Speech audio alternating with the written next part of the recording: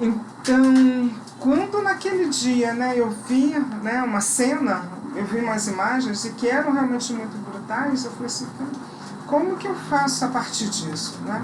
E eu não sei fazer de outra maneira, né? O que eu sei fazer, aí eu percebi que o que eu sei fazer é escrever, né? O que eu sei fazer é tentar traduzir o que está aqui dentro, o que me afetou, né? O que me emocionou, o que fez os meus olhos se encharcarem, né? O que eu sei fazer é escrever, né? E às vezes eu olho e falo assim, por que me afetou de tal maneira, né? Por que esse assunto me toca tanto, né? Por que esse assunto me desperta interesse? Por que esse assunto me faz escrever, me faz tornar o meu rascunho a minha escrita de fato, né? É porque é o que eu gosto, é o que eu sei, é o que me faz enxergar esse drama, né? Mas não é tentar ver o lado lírico, né? O lado romântico, não é isso. É tentar ver o lado cruel, mas tentar passar de maneira que toque, né? Que envolva a pessoa para que ela, poxa, peraí, né? Essa situação realmente acontece.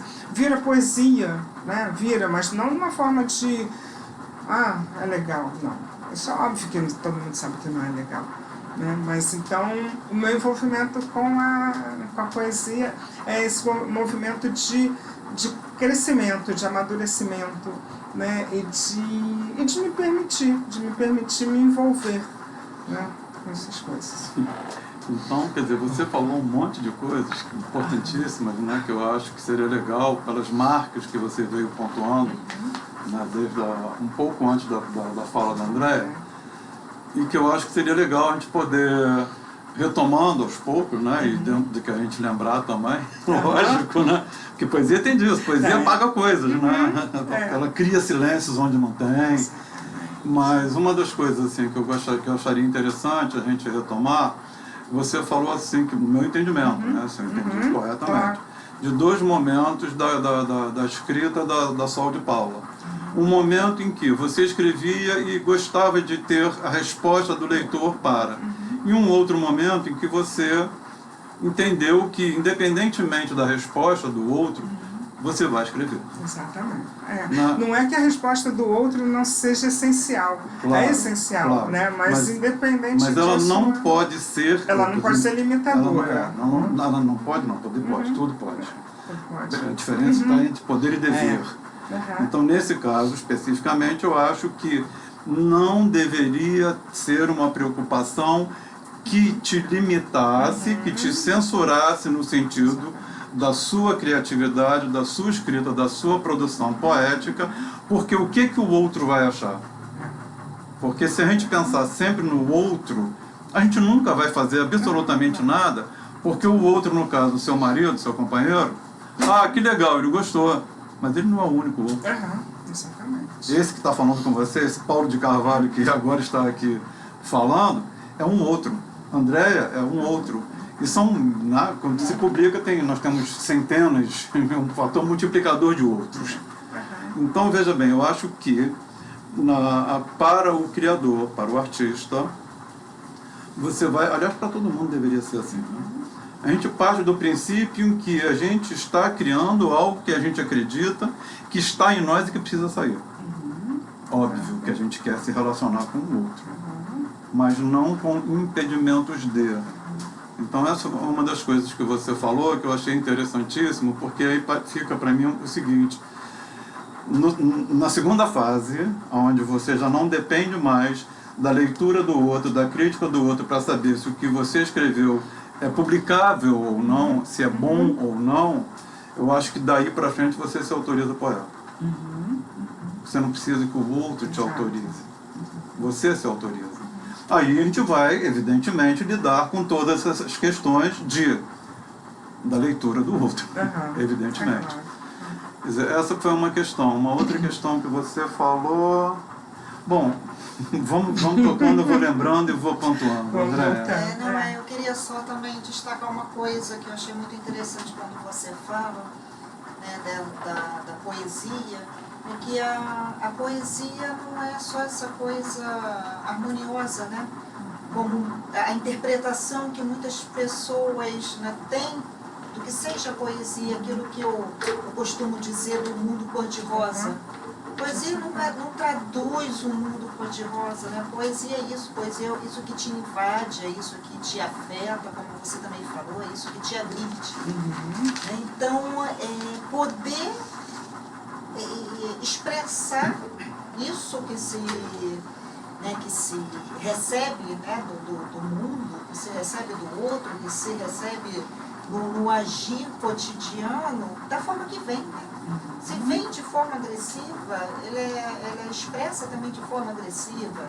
Se vem de uma forma, claro, né, de uma forma também harmoniosa, que bom, a gente pode escrever de outro jeito, mas é isso que invade. E seja da forma que for, que toque, ela também se expressa. Então não tem essa coisa simplesmente de...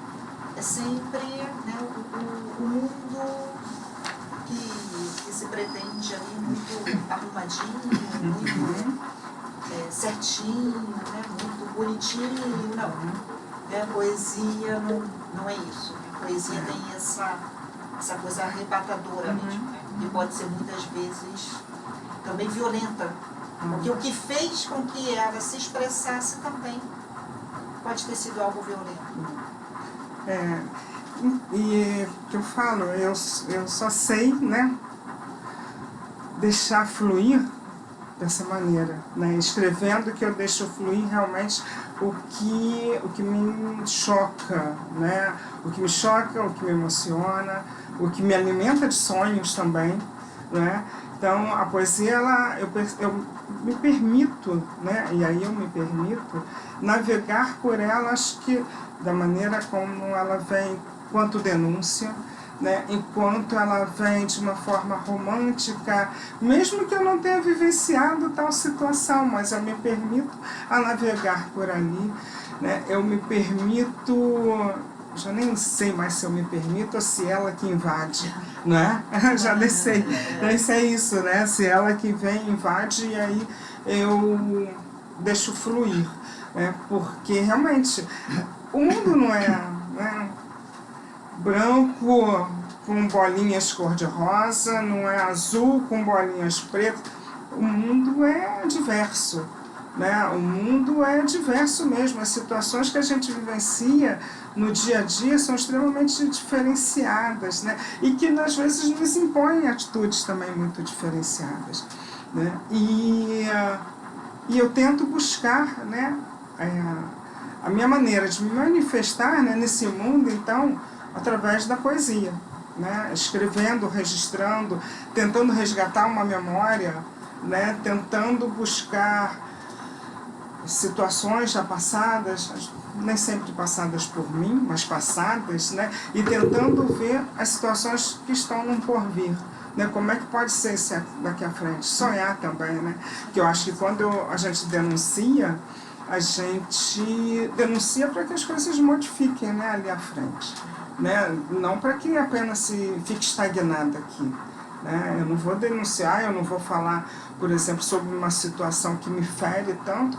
para simplesmente falar, não, né, eu não quero só vomitar isso, não quero só colocar para fora, eu quero colocar para fora, mas de maneira que ela sirva, né, para que a gente pelo menos reflita, né, para que faça uma análise crítica do que se está acontecendo, né, porque eu acho que poesia é isso também, é você olhar o mundo, né, você verbalizar, você traduzir, mas traduzir de maneira que você atue, que você haja, que você faça alguma coisa, que você tente modificar, né? E aí, como Paulo fala, né, a gente tenta, né? A gente tenta, mas com esse foco, né? Depois com essa meta. Eu tento, mas para que modifique, que não seja eu, que seja o meu leitor, né? Mas eu acho que a poesia serve justamente para isso, né? Para sinalizar o que pode estar acontecendo.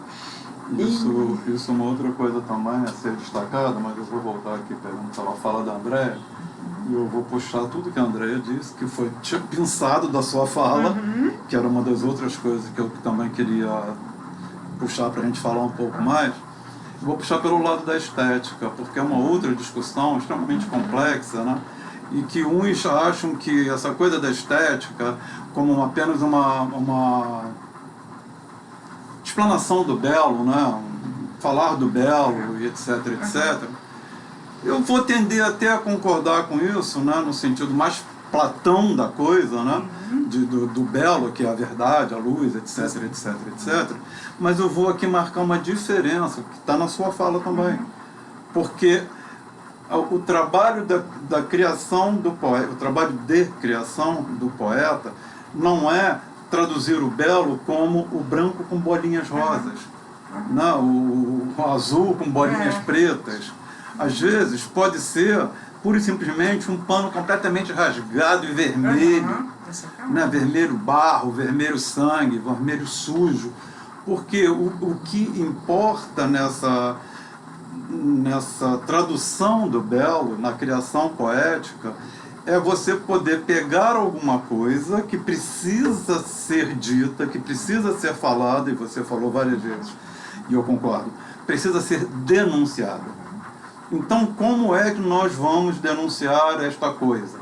Pegando as câmeras de televisão e indo lá focar o nu e cru, pura e simplesmente, no sentido de você angariar cada vez mais público para a tragédia e não para a possibilidade de uma modificação, ou você vai pegar aquela coisa horrorosa e vai traduzi-la da maneira mais bela possível, sem negar o trágico, com a intenção da possibilidade de vir a sensibilizar uma pessoa que vai pegar o seu texto, que vai ler o seu texto e que vai ver, puxa, aconteceu isso.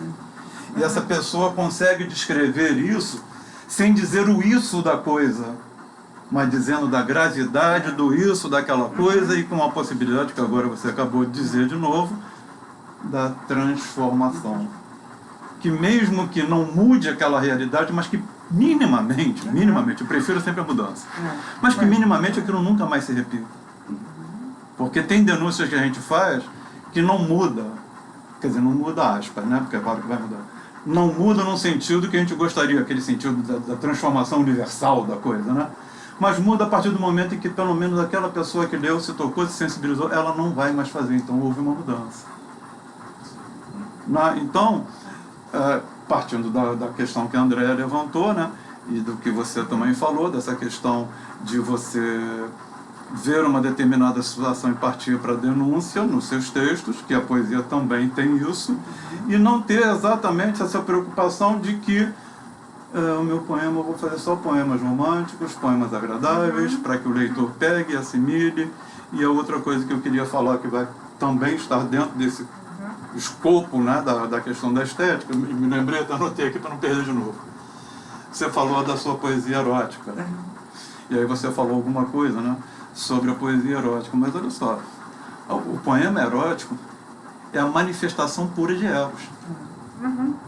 Não é claro que um poema erótico bem escrito, uma prosa poética, uma prosa erótica, bem lógico, não está falando disso, não está falando dos outros.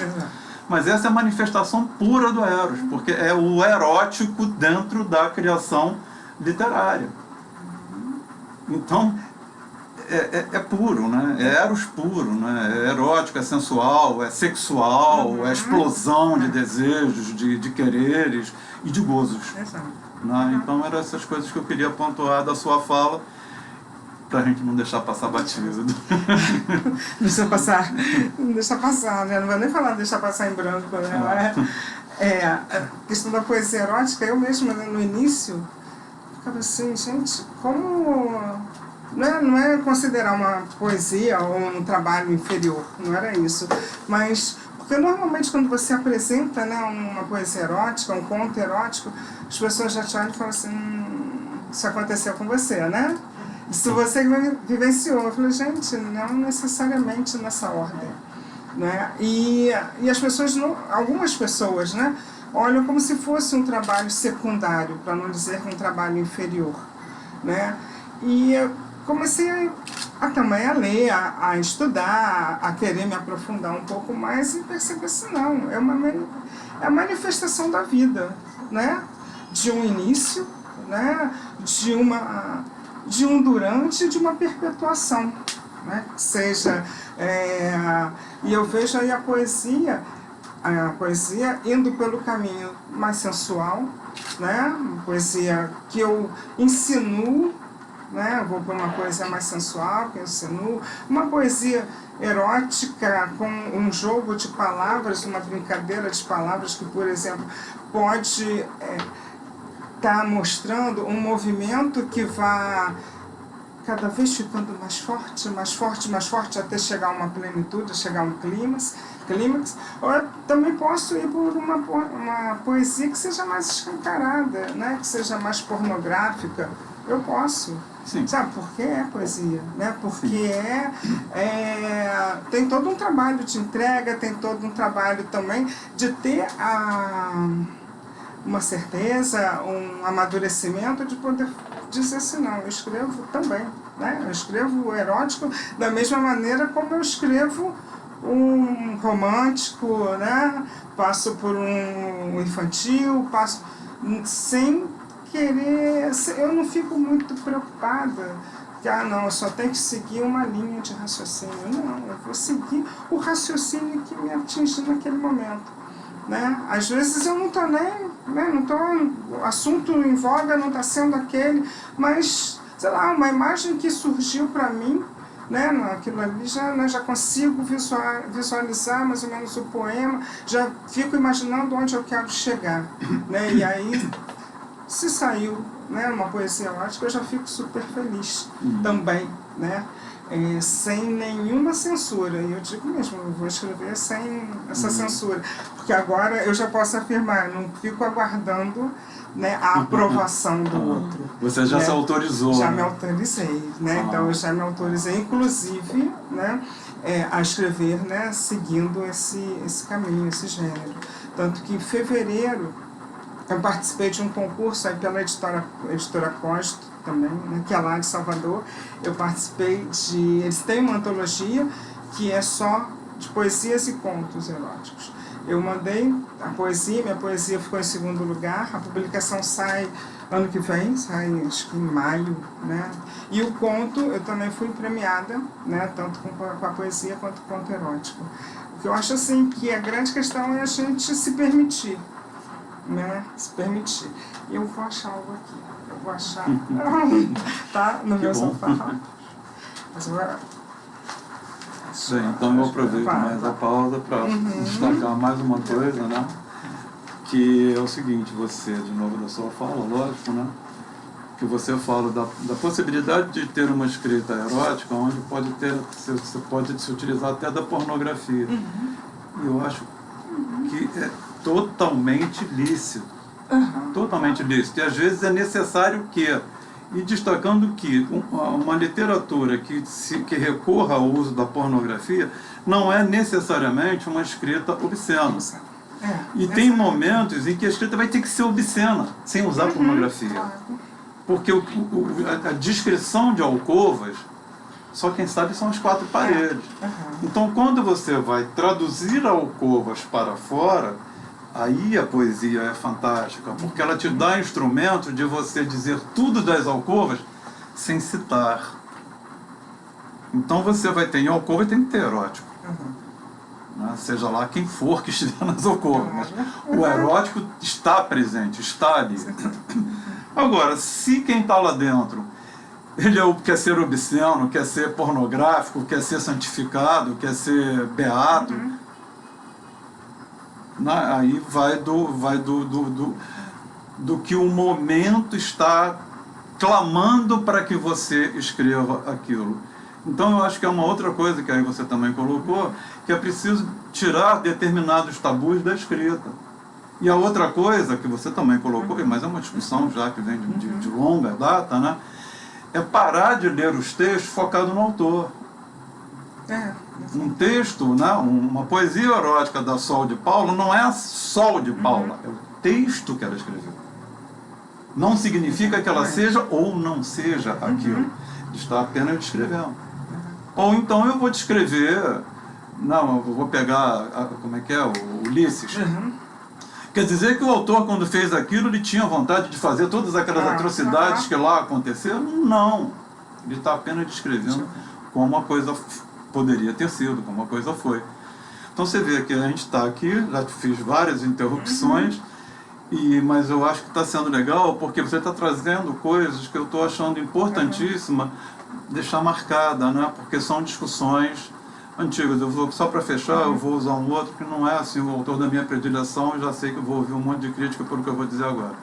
Mas eu li um livro dele que eu achei muito legal, gostei muito, que é o do Bukowski, o livro Mulheres. E o Bukowski, ele traz um submundo.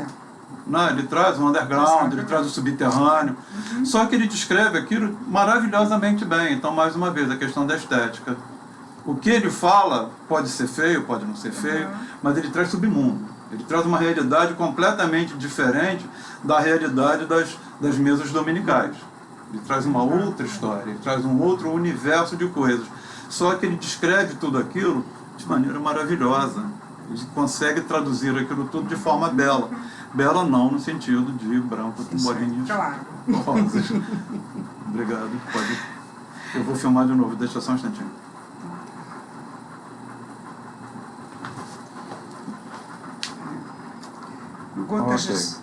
Gotas de suor. As gotas de suor salgaram a alma, cristalizaram o momento exato do êxtase, marcaram um caminho do prazer.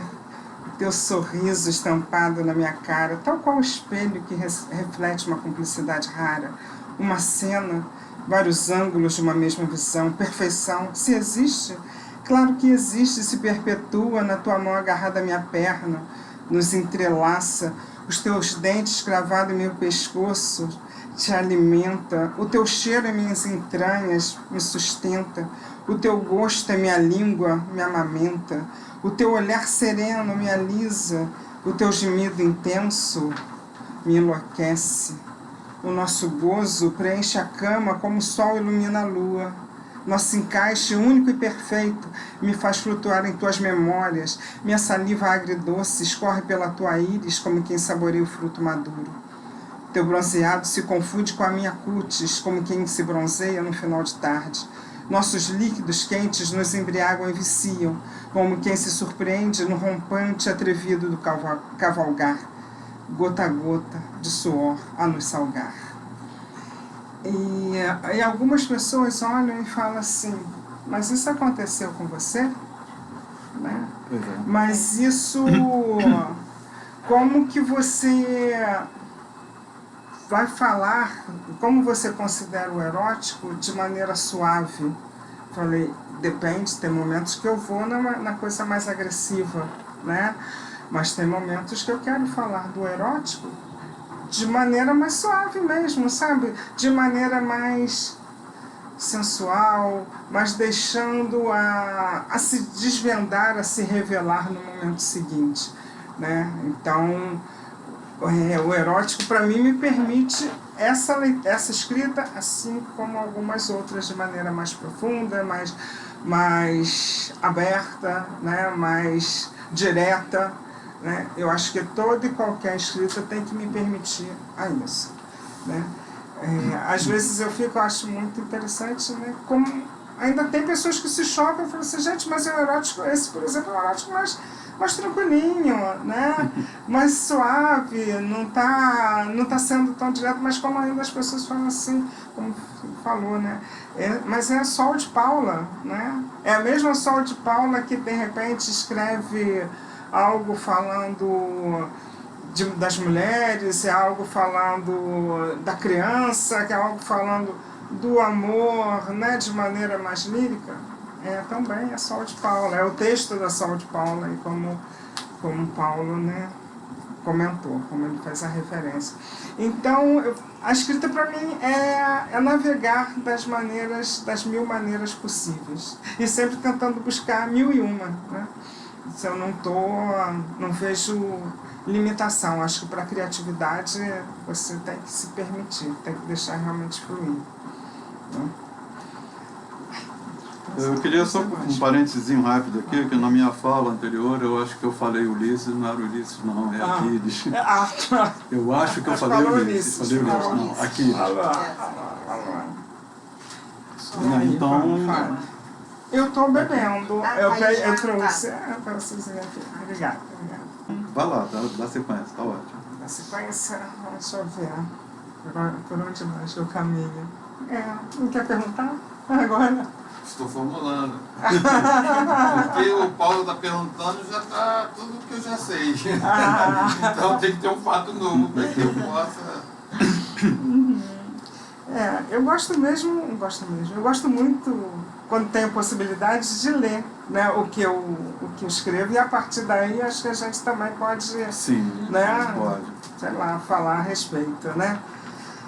Fala então um pouquinho das suas participações assim, nesses eventos culturais, por onde você né, tem expresso sua poesia. Como também a gente pode acessar, né, se você tem alguma página, alguma coisa assim. Eu comecei, assim, meu primeiro momento, né, que eu peguei um poema meu para ler, primeiro foi em casa, né, para a família, grupo de amigos, vamos lá, deixa eu ler, vamos lá. Mas o primeiro momento foi no lançamento, né, da primeira antologia em Salvador, né, que é pela Mulher Poesia, que eu participei, né, então que eu expus, né, que eu me senti segura, né, e aí em Niterói, né, onde tem um sarau, né, tem um sarau do Brinde à Poesia, sempre que posso, né, estou presente, tem um tomate cereja. Em São Gonçalo, a gente tinha um espaço onde também, né, sempre, todos os meses eu ia para poder participar junto com o grupo. E atualmente, junto com mais 7 poetas, e talvez um se diga pseudo-poeta, porque está, né, se tornando poeta, nós montamos um coletivo, é o Coletivo Afeto Poético. A gente deu esse nome primeiro porque é um grupo de amigos, né? Nós somos 8 amigos, alguns com uma relação de afinidade que é muito familiar, né? E nós resolvemos organizar esse coletivo para que a gente se fortaleça também e leve, né, a nossa poesia, os nossos trabalhos, a música, através de uma das participantes, né, trabalha também com música, né, cantora. Então nós organizamos o coletivo para poder divulgar, né, para poder trabalhar a cultura. Então nós fizemos a nossa primeira intervenção agora, essa semana, que foi um sarau na Coordenadoria de Direitos Humanos aqui de Niterói, né? Nós éramos sarau para Carolina, né? Carolina Maria de Jesus. Então nós estivemos lá divulgando a nossa arte. E a gente está com a pretensão para o próximo ano de mensalmente estar em lugares que a gente está dizendo como inusitado, mas em lugares diferentes para a gente levar, né, a escrita, seja no Horto do Fonseca. Biblioteca Parque não é um lugar inusitado, mas é um local que a gente, né, está querendo ir, de repente ficar até do lado de fora da Biblioteca Parque, né, para poder as pessoas também, né, terem acesso, quem estiver passando, né, parar e assistir. E então, assim, o coletivo, eu faço parte desse coletivo e a gente está iniciando, a gente está engateando, né, mas a ideia é que a coisa se concretize, que perdure, né? Todo mundo trabalhando a respeito disso. Para me localizar a nível de, para ver, né, o meu trabalho, alguma coisa do meu trabalho, através do Instagram, que aí é soldepaula.oficial, né, que eu às vezes coloco algumas coisas, né, algum trabalho, alguma participação, me convidam, eu boto, né, uma imagem, uma divulgação por lá. E eu vou só tentar levantar mais uma questão para a gente, né, conversar em seguida, que fala: ferida social. Repare, tem mais uma mão estendida na rua, diante da tua cara, e você diz que não vê. Sinta, tem mais um idoso revirando lixo na rua, diante da tua casa, e você diz não saber. Ouça, tem mais uma criança chorando na rua, diante da tua escola, e você diz que ela não sabe ler. Observe, tem uma mulher parindo na rua, diante da maternidade e você diz que é normal e paga para ver. Reflita, tem mais um humano querendo ser gente na rua diante do teu templo e você assume não crer. Segura essa mão estendida, recolha este lixo revirado, acolha este ser excomungado, cura essa ferida aberta que ninguém assume ter. Então, aqui eu falo de mais uma situação, né, que eu digo, né, de ferida social, de mais uma situação que a gente passa pelos invisíveis também, né, todos os dias, a toda hora, e a gente, a maioria passa, né, simplesmente não olha, não repara, não vê, não se enxerga, né? Então, essa é mais uma das minhas reflexões a respeito do dia a dia, né, do que vem acontecendo. Então, ferida social surge, eu gosto sempre de pensar, né, a partir do que me fez escrever. Né? Então, ferida social surge quando eu começo a repensar, quando eu passo pela rua, o que eu vejo tanto, né? A criança que está pedindo, está esmolando, né? Está ali, é uma mulher que está em situação também de rua, está tão vulnerável, é alguém que está parindo, né, no meio da rua e está diante da maternidade, mas não se abre a porta, né, para ela. É alguém que está diante do templo, mas o templo está tipo, com a porta fechada e finge que aquilo não existe. Né? Então, a minha escrita também vem para pensar, né, denunciar e para pensar, para refletir dessas situações. E são importantíssimas, né, porque é uma outra coisa que eu acho muito interessante nessa coisa da poesia, quer dizer, eu me relaciono com a poesia pela poesia, pela criação, né? Então, eu quando olho por esse prisma e vejo as pessoas que compõem seus poemas, a diferença fundamental e riquíssima, lógico, né? Inegável, indestrutível, do estilo de cada um, da visão de cada um, do que aflige o ser e estar de cada um, para a sua composição, aí para a sua denúncia, mesmo que o poema seja um poema lírico. Porque o amor, por mais... Não aquele amor branquinho de bolinhas e cor-de-rosa, não. O amor mesmo, né? Então, quantas vezes um poema lírico ele é uma denúncia? Eu acho engraçado que muito tempo falaram para o Chico Buarque, né, porque ele não compunha canções de protesto. Ele dizia que no Brasil, deve ter várias, né? Mas não naquele sentido taxativo da canção de rotulado, né? Canção de protesto. Aí disse uma coisa que eu achei curiosíssima. No Brasil, as maiores canções de protesto são marchinhas de carnaval. E ele já começa com o primeiro protesto. Mamãe, eu quero. Mamãe, eu quero. Já é um protesto. É um protesto, Então, tem coisas que são de fundamental importância, porque senão elas se apagam.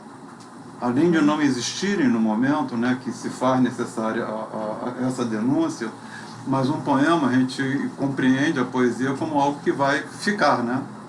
A não ser os poemas datados, lógico, mas a verdadeira poesia não, ela vai ficar. Então eu vou usar aqui apenas um exemplo de um poema, que é um poema bíblico, e que foi fundamental que ele tivesse sido escrito, porque era necessário na época, foi um questionamento fortíssimo e que fica até hoje, que lamentavelmente não se recorre muito a isso, né? não se prega muito sobre isso, mas veja bem, olha só, é do profeta Abacuque, que está no Antigo Testamento, então isso aqui tem bem mais de 2000 anos. Olha o que diz o profeta, o peso que viu o profeta Abacuque, já começa assim, né? Até quando, Senhor, clamarei eu, e tu não me escutarás? Gritar-te-ei violência, e não me salvarás. Por que razão me mostras a iniquidade e me fazes ver a opressão? Pois que a destruição e a violência estão diante de mim, havendo também quem suscite a contenda e o litígio. Por esta causa a lei se afrouxa, e a justiça nunca se manifesta. Porque o ímpio cerca o justo e a justiça se manifesta distorcida. Isso é poesia pura, né? Claro. A profecia é poesia. Exatamente. Então isso aqui tem mais de 2000 anos e esse profeta está cobrando de Deus. Ele está dizendo, Deus, e ele também é Deus, lógico, né? Claro, Então ele está dizendo, Deus, por que tu me mostra isso e aí? O que Não, você faz, né? O que pois você é. feito a partir daí. Então ali você vai ver na continuidade, que a gente não vai dar sequência, lógico, mas vai ter a resposta lá. Então será que a Sol de Paula escreve um poema fazendo a sua denúncia de questões sociais e afins, né, e etc. Será que um Paulo de Carvalho não pode chegar naquele cantinho escuro do bar, pegar esse papel que ficou ali, que alguém esqueceu, e ler? Será que aquilo não pode me transformar? Então é importantíssimo que tudo aquilo que vem a interferir e a tangir o nosso ser, que ele possa, a partir do momento em que tangiu, ecoe de nós para fora, e que isso fique no registro e que possa atingir o máximo de pessoas possíveis para a possibilidade de uma transformação ou pela possibilidade de um ser estar diferente proposto por um texto da Sol de Paula, que já não é mais Sol de Paula, é um texto, a autoria sempre sua, lógico, né? Sempre sua. Mas que aquilo possa atingir o máximo possível de pessoas de maneira social, porque foi uma questão social que te moveu a ele. Então, mais uma intervenção, desculpa, estou falando. Não.